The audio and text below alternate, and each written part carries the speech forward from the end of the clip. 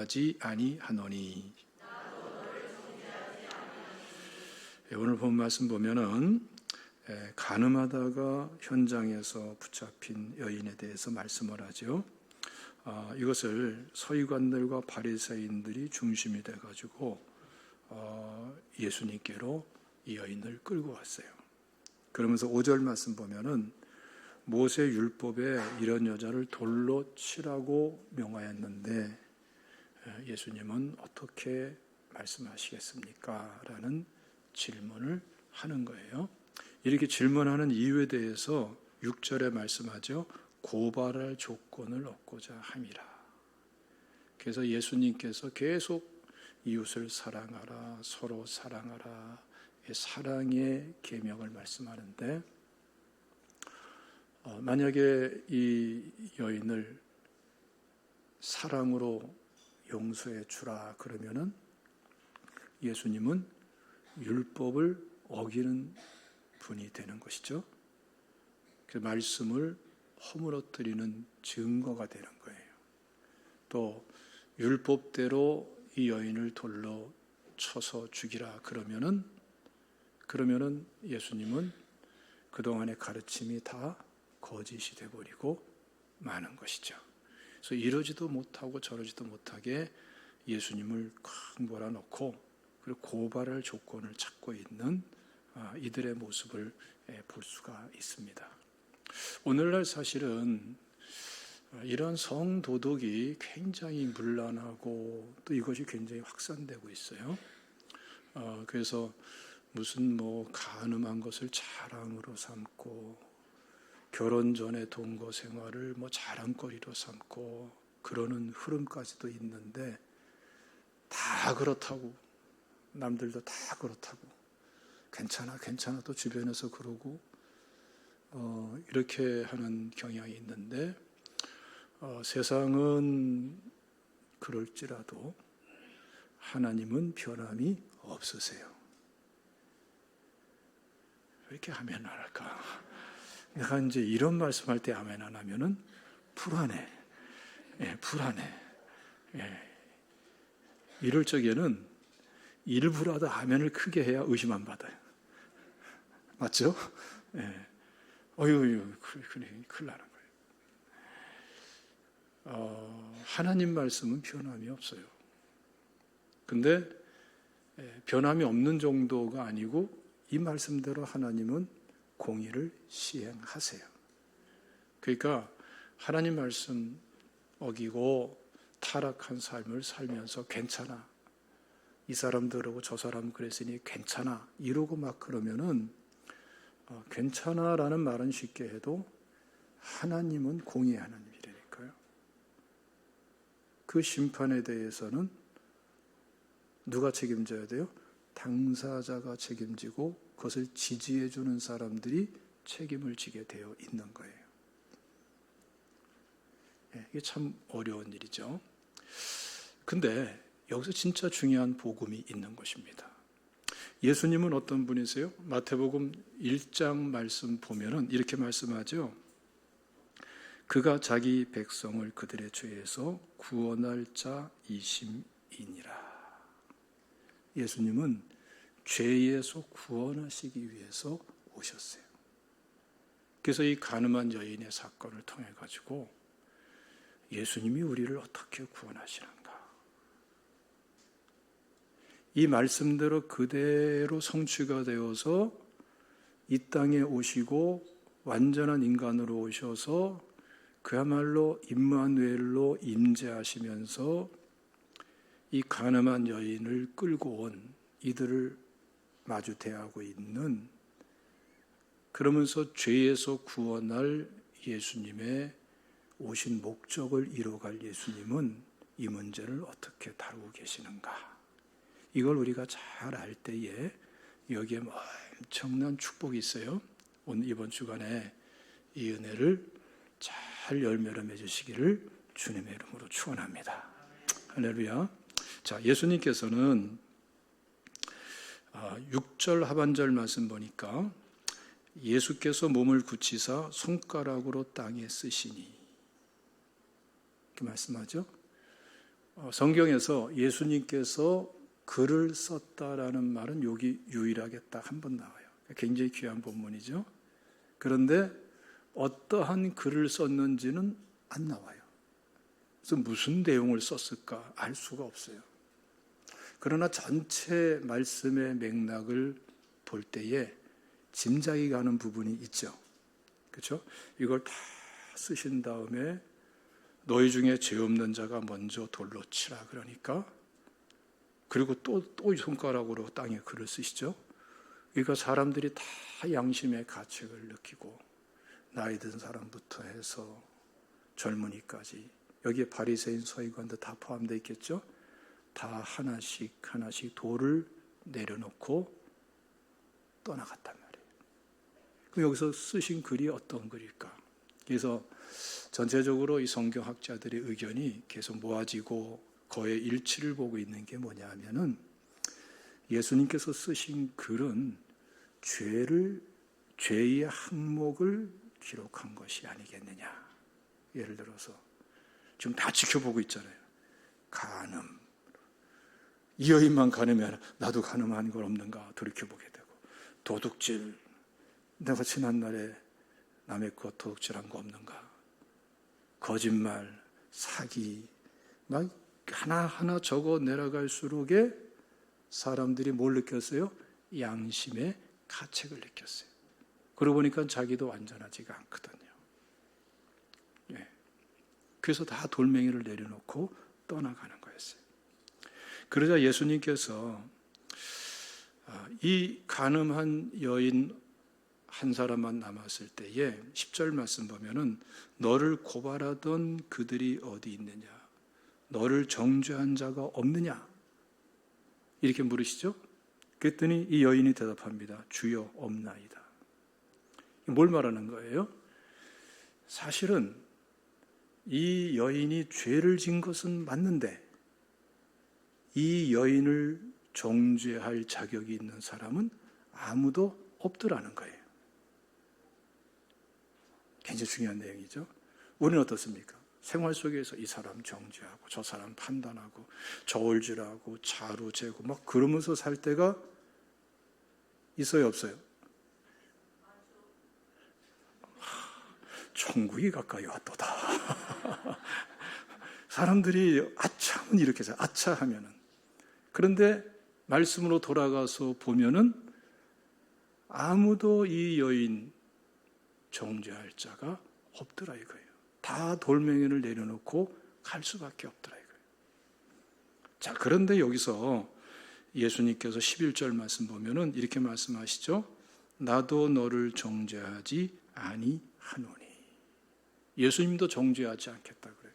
여기서 정죄한다는 말이 지금 반복해서 나오는데, 카타크리노라는 이 말은 전형적인 법적인 용어예요. 그러니까 죄인으로 그대로 판결을 내릴 때 재판관이 사용하는 그런 용어예요. 유죄로 선언한다는 뜻이. 그런데 예수님께서도 정죄하지 않겠다라고 말씀을 하거든요. 이게 간단한 말 같지만 사실은 그렇지만은 않습니다. 왜냐하면은 다른 사람들은 다 죄가 있고 완전하지 못한 사람들이라서 떠나갔지만 예수님은 죄가 없으신 분이에요. 그러면 예수님은 이 여인을 정죄할 자격이 있는 분이에요. 그것뿐만 아니라 이 여인을, 간음한 여인을 돌로 쳐서 죽이라라는 것은 단순히 인간의 계율이 아닙니다. 율법입니다. 하나님의 기준입니다. 하나님의 공의의 기준이에요. 그러면 예수님께서 죄가 없으신 분으로서 계속 죄가 없으신 예수님으로 공생의 사역을 하려면 어떻게 해야 돼요? 말씀을 어기면 안 되죠. 그럼 이 여인을 돌로 쳐야 되는 거예요. 그러니까 예수님은 죄가 없기 때문에 돌로 칠 자격이 있고 말씀을 지켜야 되기 때문에 이 여인을 돌로 쳐야 되는 입장에 있는 거예요. 그런데 예수님께서는 나도 너를 정죄하지 아니하노니 라고 말씀을 합니다. 그 이유가 뭘까? 어떻게 이것이 가능할까? 우리가 성경 전체를 보면은 예수님께서는 사실은 이렇게 말씀하실 수밖에 없어요. 왜 그러죠? 자기 백성을 저들의 죄에서 구원할 자로 오셨어요. 구약의 모든 제사제도, 절기, 선지자들의 메시지가 다 누구를 예언적으로 선포하고 예표하고 있습니까? 예수님을 예언적으로 선포하고 또 예표하고 있어요. 예수님이 결국 하실 일이 뭡니까? 하나님의 공의를 무너뜨리는 것이 아니라 성취하면서 하나님의 사람들을 죄에서 구원하시기 위해서 예수님께서 하실 일은 이미 예언되어 있었고 정해져 있었고 그거 다 밝혀져 있는 거예요. 그게 뭐예요? 구약의 제사 때의 한 마리 어린 양처럼 그 백성의 죄를 다 짊어지고 그 백성의 죄를 대신해서 죽는 거예요. 피를 흘려주시는 거예요. 십자가를 짊어지시는 거예요. 보혈의 피를 흘려주시는 거예요. 대속의 십자가를 짊어지는 거예요. 그렇게 해서만 백성들을 죄에서 구원할 수가 있는 거죠. 그래서 지금 예수님께서 나도 너를 정죄하지 않겠다라고 말씀하신 배경엔 뭐가 있어요? 그냥 정죄하지 않고 괜찮아 이러는 것이 아니라 너희의 죄를 내가 다 대신 짊어져 줄 거야. 그거를 말씀하시는 거예요. 할렐루야. 예? 지금 여러분 이 가늠하다가 현장에서 잡힌 이 여인의 이 문제는 사실은 여인의 문제만이 아니라 우리 모두의 문제이기도 하고요. 인류의 문제이기도 한 거예요. 하나님께서는 공의가 분명하고 사랑이 분명하세요. 그리고 그 가운데서 우리에게 선포된 게 뭐예요? 우리를 정죄하지 않겠다는 거예요. 이게 복음입니다. 그래서 로마서 8장 1절 말씀 보면은 참 중요한 말씀이 있죠? 한번 읽어보겠습니다. 로마서 8장 1절 말씀 시작. 그러므로 이제 그리스도 예수 안에 있는 자에게는 결코 정죄함이 없나니. 정죄함이 없나니. 정죄하지 않겠다라는 정도가 아니라 정죄함이 없다. 이미 정죄함이 없는 것이 실현되고 있다는 거고 영원토록 실행되고 그렇게 나간다는 거예요. 그래서 예수님께서 이 가늠한 여인을 정죄하지 않겠다고 말하는 것은 성경 전체의 구속사 전체의 십자가 부활을 정점으로 해가지고 하나님께서 이루시는 복음의 실체를 선포하는 아주 중요한 사건인 것입니다. 원리가 똑같아요. 구약의 성도들은 자신의 죄를 어떻게 해결합니까? 어린 양, 또 비둘기 또는 소를 잡고 그러죠? 근데 그 제물을 잡기 전에 그 제물의 머리에다가 손을 얹고 기도하는 거예요. 그러면서 그 기도 속에서 자신의 죄를 다 회개하면서 그 제물로 죄가 전가되게 옮겨지게 하는 거죠. 그리고 그 제물을 바치는 그 백성을 대신해서 죽임당하는 거예요. 대신 죽는 거죠. 죄값을 치르는 거예요. 자, 이것이 누굴 예표하는 거라고요? 예수님을 예표하는 것이고 예수 십자가 부활의 은혜 안에서 성취되는 거죠. 그래서 구약의 성도들은 오실 예수님을 믿으면서 구원받는 거고 죄에서 자유함 받는 거고 정죄함 받지 않는 거예요. 믿습니까? 예. 지금 이 여인에게 나도 너를 정죄하지 않겠다고 말씀하신 것은 바로 이 사건이 배경이 되어 있는 거고요.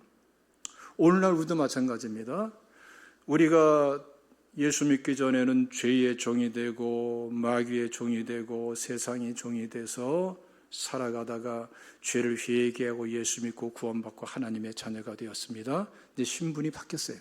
하나님의 자녀예요. 사망에서 생명으로 옮겨졌어요. 하늘의 시민권을 가지고 있어요. 우리의 정체성은 이제 달라졌습니다. 하나님의 자녀입니다. 믿으시기를 축원합니다. 하나님께서는 하나님의 자녀된 구원받은 백성을 절대로 정죄하지를 않으십니다. 누가복음 15장의 그 탕자의 비유를 보면 잘 알 수 있죠? 탕자가 아버지를 배반하고 재산을 챙겨가지고 먼 나라로 가서 허랑방탕하고 기근이 닥치고 다 친구들 떠나가고 재산 잃어버리고 돼지 치는 그 삶으로 전락해버리고 돼지가 먹는 쥐업 열매도 주는 사람이 없어서 배를 쫄쫄쫄쫄 굶고 있을 때에 그때 탕자에게 변화되지 않은 건 뭐예요? 아버지의 아들이라는 그 신분, 그 정체성은 변화가 없어요. 아버지 집에 있을 때나 돼지 우리간에 있을 때나 아버지의 자녀라는 그 신분과 정체성은 절대로 변화됨이 없고 그 아버지는 그 탕자를 절대로 정죄하지를 않아요. 죄가 옳다는 게 아니라 그 신분을 부정하지 않아요. 너는 내 자식이 아니야. 절대로 이런 아버지가 아니고 그런 하나님이 아니세요. 여러분들 지난 주간에 어떻게 살았습니까?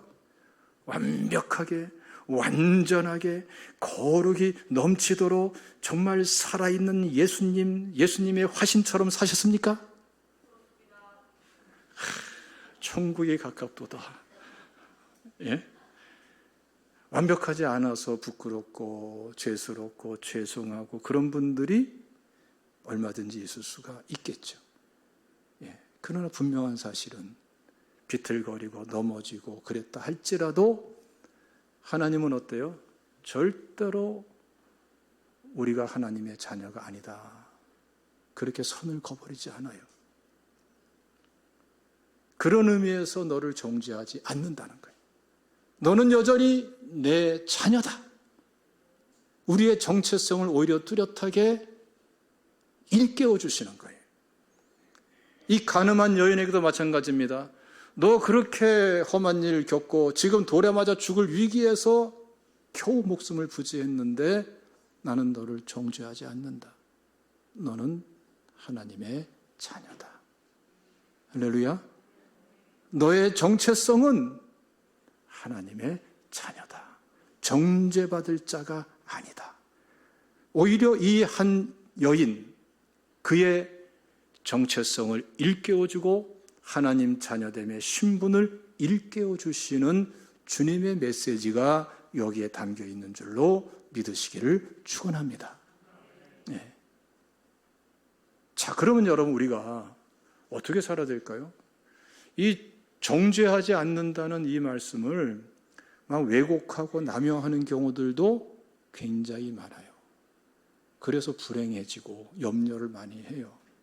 근데 여러분, 예수님께서 너는 여전히 나의 자녀야 라고 우리의 정체성을 일깨워 줄 때에 우리가 어떻게 반응하냐에 따라서 우리의 삶이 탕자의 길을 가기도 하고 아버지께로 돌아와서 모든 것을 회복하는 축복된 아들이 되기도 하고 그렇게 되는 거죠. 오늘 이 여인도 보면은 11절 하반절 말씀 보면 이렇게 말씀하죠. 나도 너를 정죄하지 아니하노니 가서 다시는 죄를 범하지 말라. 너는 하나님의 자녀야. 너는 절대로 정죄받고 죽을 죄인이라고 유죄 선고받고 돌에 맞아 죽어서 쓰러질 자가 아니야. 너는 하나님의 자녀야. 나도 너를 정죄하지 않아. 그러니까 죄를 져라. 죄에 져도 괜찮다. 타락한 삶을 계속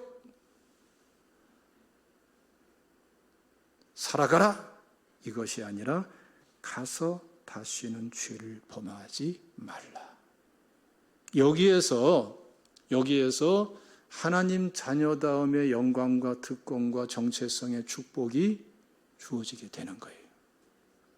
오늘 이 시간에 여러분, 내가 하나님의 자녀인 건 확실한데 죄책감이 있고 뭔가 앙금이 끼듯이 내 심령에 어둡고 떳떳하지 못하고 부끄럽고 후회되고 이것을 어떻게 끊어버리나. 나쁜 습관 고치지 못하고 죄를 짓는데 고의로 짓고 사람이 고약해지면 말이죠.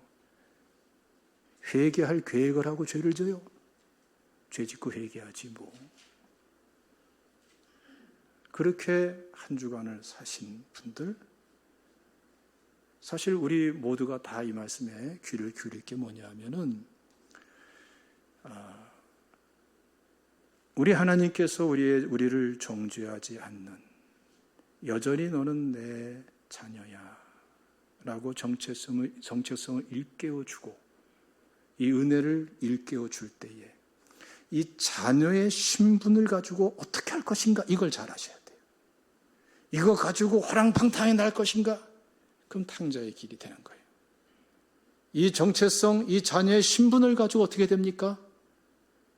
하나님께서 깨닫게 해주시는 대로 회개하고 돌이키셔야 돼요. 예?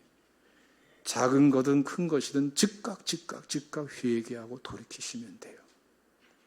많은 그리스도인들이 머리로는 하나님의 자녀인데 심령으로는 자기 자신의 정체성을 인정하지 못하고 방황하고 있는 크리스천이 굉장히 많아요. 내가 진짜 하나님의 자녀야. 나 이렇게 살고 있는데, 헤어나지 못하고 있는데, 헤어나지 못하죠. 그 상태에서는.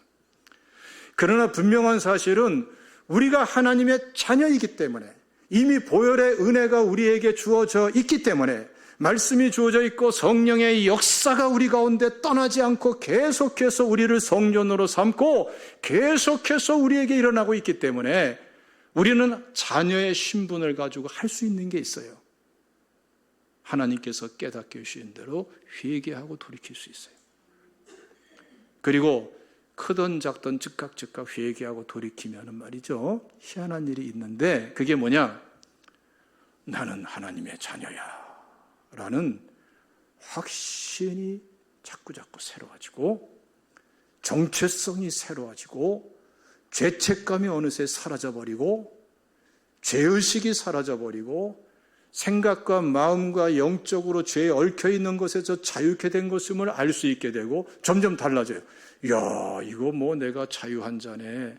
하나님과 화평한 상태가 무엇인가 알게 되고, 하나님과 화평을 누리는 게 무엇인가를 알게 되고, 성령 충만이 이런 건가 보다라는 것을 알게 되고, 조금 더 나가면은 성령의 은혜 가운데 살고 성령의 인도를 받아 사는 게 무엇인가 알게 되고, 성도 간의 교제도 인위적인 교제, 세속적인 교제가 아니라 그 시시하게 자꾸 느껴지고, 시와 찬송과 신령한 노래로 서로 화답하며 감사하며 찬양하며 서로 피차 복장하며 성령의 은혜 가운데에 하나님께 주시는 은혜를 나누고 누리는 정말 참된 사랑의 교제가 무엇인가 알게 되고, 하나님이 나와 함께 하시는구나, 하나님이 내 편이시구나, 누가 말하지 않아도 알게 되는 거예요. 자꾸 그런 마음이 꽉 들어차가지고, 이야,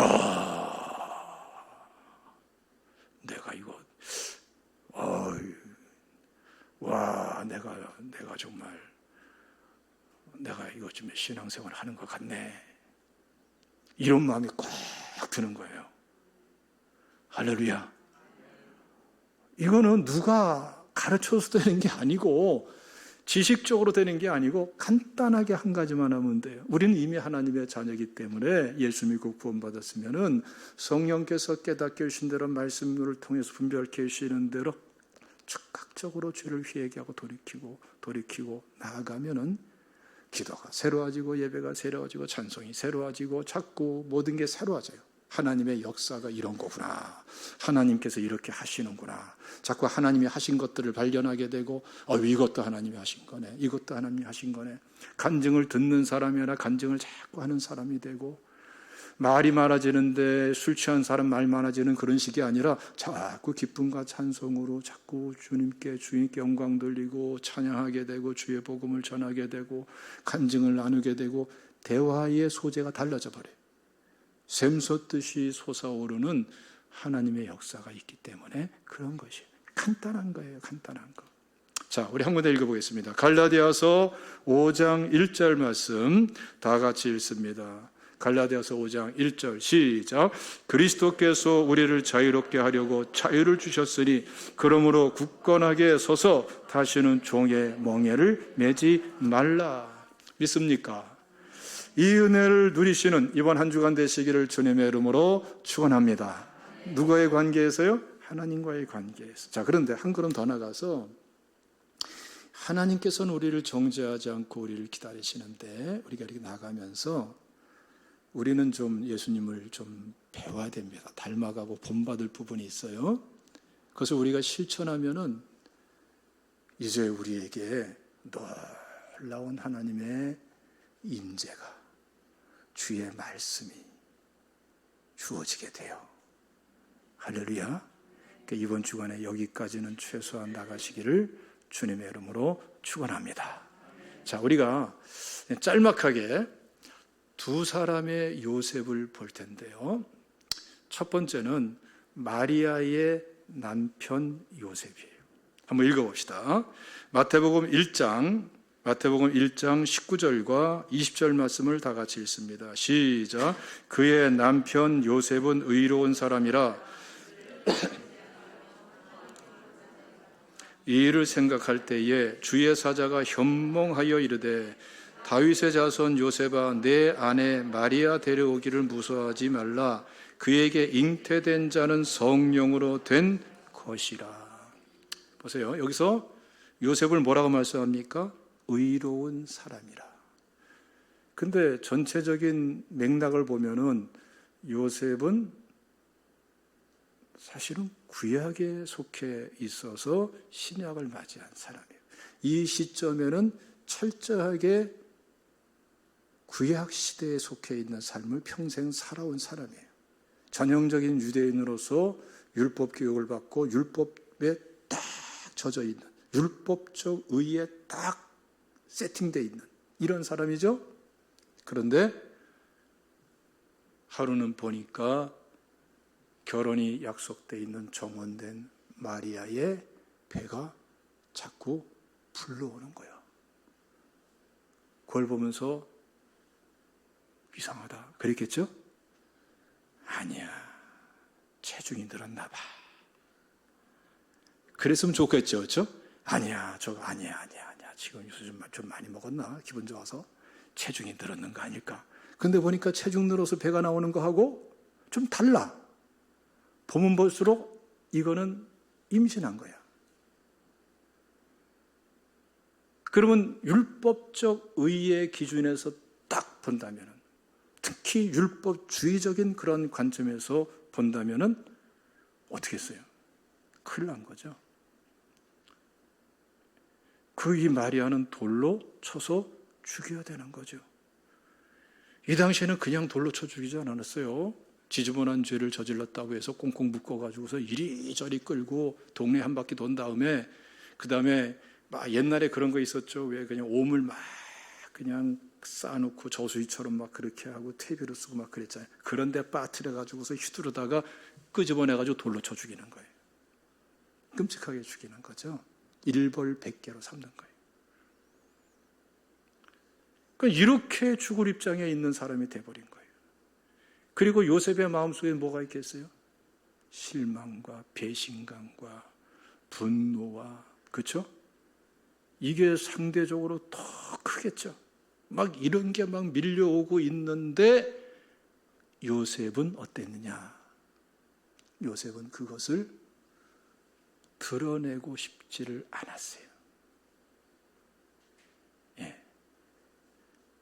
자신의 기준과 율법적 기준으로 보면은 저거는 돌로 쳐 죽여야 되는 것인데 마음속에는 실망과 아픔과 상처와 분노가 일어나고 있는데, 그런데 마리아의 분명한 그 죄를 드러내지 않고 가만히 끊고자 했어요. 왜 끊고자 했을까요? 드러내진 않더라도 함께 할 수는 없다. 죄와 함께 할 수 없다. 그래서 이것을 어떻게 할까라고 가만히 생각하는데 이것을 가리켜서 성경은 뭐라고 그래요? 의로운 사람이다. 그럼 여기서 말씀하는 요셉에 대한 의는 무엇을 말하는 걸까요? 율법주의적인 의를 말하는 건 절대로 아니죠. 율법주의적인 의가 아니라 오늘 예수님처럼 잘못했는데 율법의 기준으로, 공의의 기준으로 정죄받아 마땅한데 그러나 정죄하지 않고 사랑으로 덮어주는 사랑의 의, 복음에 합당한 의를 여기서 말씀을 하고 있는 거예요. 우리가 살아가면서 아차 하면은 세상 기준을 가지고 우리에게 각인되어 있는 세상의 판단 기준 가지고 판단하고 정죄하고 그러기가 쉬운 게 인간이거든요. 우리 제자교회 성도님들은 크리스천들은 어떻게 해야지 되겠습니까? 율법적 의, 율법주의적 의로 판단하고 정죄하는 것이 아니라 예수님처럼 이 요셉처럼 하나님께서 사랑하라고 하신 것 그 말씀처럼 내 이웃을 사랑하라, 내 몸같이 사랑하라 하신 말씀처럼 내가 할 수 있는 최선이 뭔가 덮어줄 건 덮어주고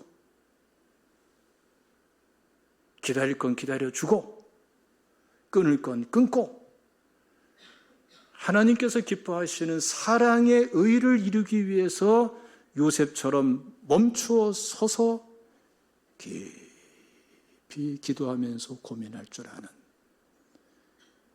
이런 사람이 되어야 될 줄로 믿습니다.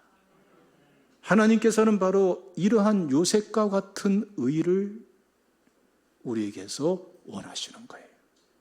이번 주간 한 주간 살면서 주변 사람, 일가, 친척, 사업, 직장에서 여러 사람 만나겠습니다만은 이제는 관점을 달리해야 되겠어요?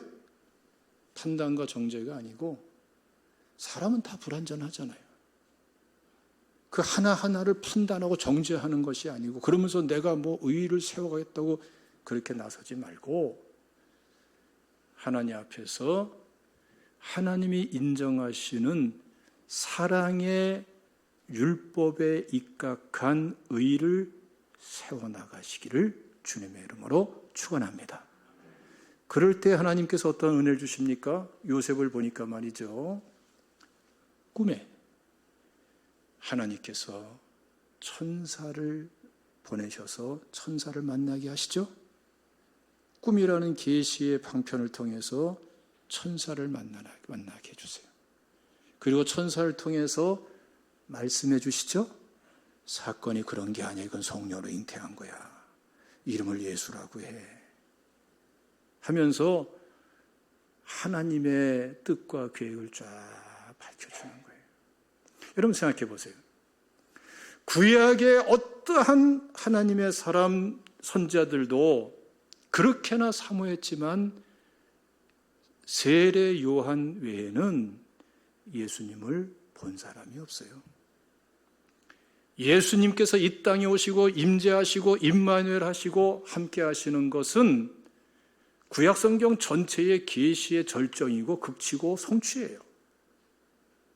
자, 이것에 대해서 하나님께서 요셉에게 은혜를 주시는데 어떤 의를 통해서?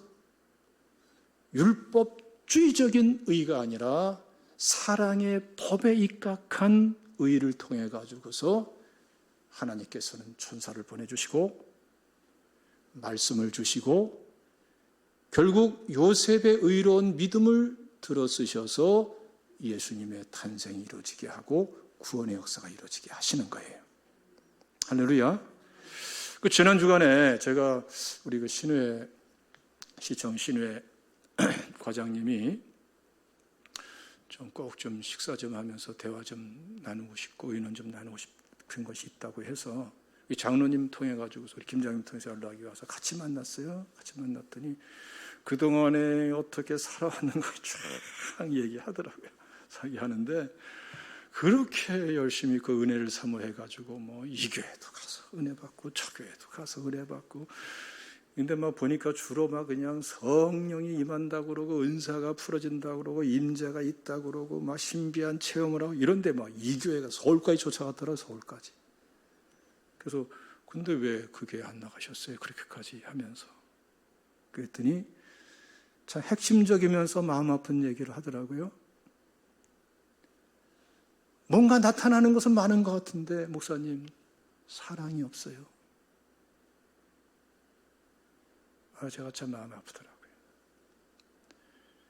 이거 여러분 참 중요한 거예요. 예언은 있는데, 방언은 있는데, 신유는 있는데, 축산이 있는데, 임재가 있다고 그러는데, 기름 부음이 넘친다고 그러는데 사랑이 없어. 그러면 그 은사들과 그 성령의 역사는 도대체 뭡니까?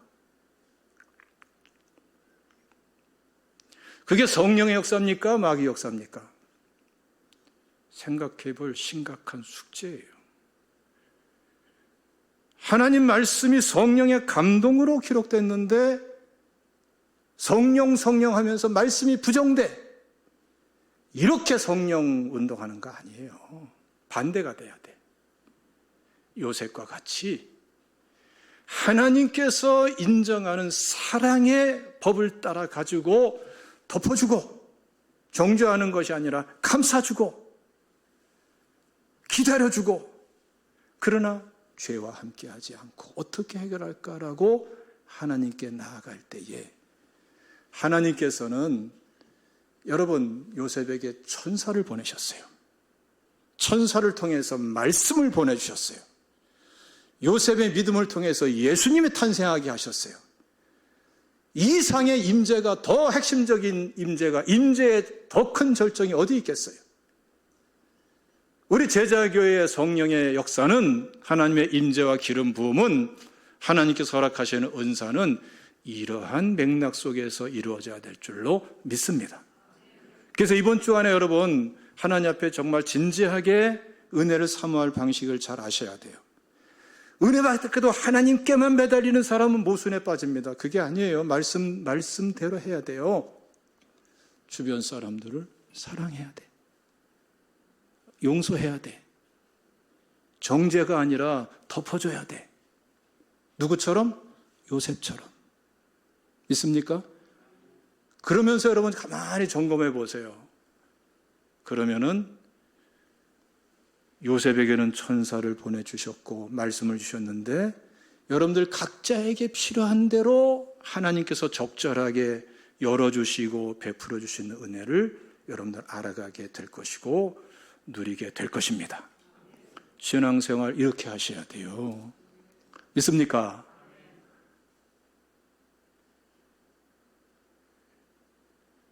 그게 바로 주의 몸된 교회 지체들, 그 관계 속에서 누려야 할 특권이고, 또 그 연장선에서 가족들과 친지들과 이웃들에게 나눌 축복이 되고, 또 이것이 곧 하나님과의 관계에서 화평을 누릴 뿐더러 하나님께서 열어주시는 그 은혜의 새로운 차원으로 갈 수가 있는 아주 성경적인 원리인 것입니다. 할렐루야. 하나님의 역사는요, 하나님께서 열어주지 않으면 우리가 열 수 없는 거예요. 말씀으로 돌아가서 나갈 때에 그때 하나님이 열어주시는 거고, 그렇지 않고 열어진 것처럼 생각되면은 조심해야 되는 거, 뭔가 이상한 거예요. 믿습니까? 자, 또 한 가지 요셉만 잠깐 살펴보겠습니다. 또 한 사람은 야곱의 아들 요셉을 볼 수 있는데요. 창세기 39장 말씀 보면은 형들에게 팔려서 보디발의 집에서 노예살이 할 때에 선언적으로 전해주시는 아주 중요한 메시지가 있어요. 그게 뭐냐면은 여호와께서 함께 하시고 형통케 하셨다는 거예요. 모함에 빠져가지고 감옥살이 할 적에도 똑같은 말씀을 선포하고 깨닫게 하시죠. 그 말씀은 뭡니까? 역시 여호와께서 함께 하시고 형통케 하셨다는 거예요. 근데 요셉의 인생 전체를 보면은 특징이 있어요. 형들을 원망한 적이 없어요. 자기의 아픔 때문에 죄를 진 적이 없어요. 많은 사람들이 자기의 아픔을, 고통을, 피해를 정당화, 명분 삼아서 또 다른 죄를 짓고 더 큰 악에 빠지고 더 큰 죄를 저지르고 더 큰 상처로 빠져들고 그런 경우를 많이 볼 수 있는데 요셉은 그런 흔적이 없어요. 그래서 성경학자들 중에는 성경에서 예수님을 가장 많이 닮은 인물은 요셉이 아니겠느냐 이렇게 평가하는 분들도 있어요. 대속적인 삶을 살았대요. 전체 삶을. 예. 여러분, 모두가 어떻게 우리한테 다 잘해줍니까? 모든 게 어떻게 다 납득되어 살아갑니까? 이 세상 살아가는데 어떻게 내 생각에 다 맞아야 돼요? 어떻게 다 선해야 됩니까? 아니에요. 지금 다 돌멩이를 내려놓고 다 떠나갔잖아요. 다 불완전한 존재야. 가족이든 친지든 이웃이든 직장 동료든 뭐 수십 년 사귄 친구든 사업에 무슨 관련된 사람이든 다 그 사람들 돌멩이를 내려놓고 떠날 수밖에 없는, 차라리 양심이 있으면 돌멩이라도 내려놓지 화인 맞은 양심은 돌멩이를 더 들어. 이런 인생도 있어요, 없어요? 있어요. 어떻게 승리하며 나갈 것입니까? 하나님께서 편들어 주시고 하나님께서 축복하시고 하나님께서 주시는 은혜와 축복으로 하나님과의 관계로 승리하고 하나님으로 승리하셔야 돼요. 믿습니까? 그래서 여러분 이 요셉이 굉장히 중요한 고백하지 않습니까? 읽어보겠습니다. 창세기 45장 5절 말씀 시작. 당신들이 나를 이곳에 팔았다고 해서 근심하지 마소서, 한탄하지 마소서. 하나님이 생명을 구원하시려고 나를 당신보다 먼저 보내셨나이다. 팔려온 건 사실인데 알고 보니까, 깨닫고 보니까 해석이 새로워져요. 나는 알고 보니까 형들한테는 팔려왔지만 하나님께서는 나를 판 게 아니고 하나님은 나를 보내셨다. 나는 팔려온 자가 아니라 보내심을 받은 자이다. 이 보내심을 받았다는 게 굉장히 의미 있는 말이에요. 예? 보내심을 받았다. 여기서 미션, 사명 이 말이 나오는 거예요. 인생을 어떻게 나는 이 사람에게 팔렸고 이 사람에게 쇳고 이 사람에게 당했고 저 사람에게 내가 짓밟혔고 이러고 삽니까? 하나님이 살아계신데 그렇게 살 거예요? 그렇게 사는 것이 아니라 하나님 앞에서 요셉처럼 나아가면은 나는 팔려온 자가 아니라 보내심을 받은 자다라는 이 은혜가 우리 가운데에 확인되어지는 거예요. 믿습니까? 오히려 사명을 회복할 수 있는 이 한 주간 되시기를 축원합니다. 한 군데만 더 읽겠습니다. 창세기 50장 20절 말씀 시작. 당신들은 나를 해하려 하였으나 하나님은 그것으로 선을 바꾸사 오늘과 같이 많은 백성의 생명을 구원하게 하시려 하셨나니. 형제들은 해롭게 하려고 했지만 하나님은 어떻게 했어요? 바꿨어요. 선으로, 축복으로 바꿨어요. 하나님은 이런 하나님이세요. 예? 우리 다윗도 그렇게 고백하지 않습니까? 우리 시편 23편 말씀 한번 띄워보세요. 내가 사망의 음침한 골짜기로 다닐지라도 해를 두려워하지 않을 것은 주께서 나와 함께 하심이라. 주의 지팡이와 막대가 나를 안위하시나이다. 다 같이 시작. 주께서 내 원수의 목전에서 내게 상을 차려주시고 기름으로 내 머리에 바르셨으니 부으셨으니 내 잔이 넘치나이다. 보세요. 원수가 아무리 덤벼들어도, 함정을 파놓고 기다리고 모함을 하려고 덤벼들어도 하나님은 전능하신 하나님, 주권적으로 섭리하시고 생사복을 주장하시는 하나님, 오히려 그 원수의 눈앞에서 잔치상을 베풀어 주시고 기름으로 부으시면서 세우시는 하나님, 이 하나님을 우리는 체험할 수가 있고요, 증언할 수가 있는 사람들이에요. 믿습니까? 할렐루야. 오늘 이 말씀이 이번 한 주간 동안에 그대로 체육되어져서, 자, 첫째로 나는 정죄받는 사람이 아니다. 오히려 죄책감에서 자유케 될 사람이고 화평을 누릴 사람이다. 하나님과. 믿습니까? 할렐루야. 그리고 이제 다른 사람에게 다른 사람을 정죄하지 않고 우리 주님께서 나에게 하신 것처럼 그들을 사랑으로 감싸고 덮고 하나님 앞에 바로 나아가고자 하면은 아무것도 아닌 것 같고 사실은 할 수 있는데 안 한 거잖아요. 근데 작아 보이는 그것을 통해서 하나님께서는 마리아의 남편 요셉에게 하신 것처럼 그동안에 부르지도 열리지도 않고 금식해도 열어지지 않고 탄식해도 열어지지 않던 새로운 차원이 열어지도록 하나님은 하신다. 계시가 필요하면 계시를 주실 것이고 말씀이 필요하면 말씀을 주실 것이고 천사가 필요하면 천사를 보내줄 것이고 주님께서 임재하시려면 특별한 임재를 주시고 새로운 영역을 열어주시면 열어주실 것이고 돌파가 필요하면 새로운 돌파들이 계속 열리게 해주실 것이다. 천국을 침노하는 자가 된다. 믿으시기를 축원합니다. 하나님 앞에서 나가면은 요셉처럼 함께 하시고 형통케 하시고 미션으로 바꿔주시고 믿습니까? 할렐루야. 선으로 축복으로 바꿔주시는 하나님.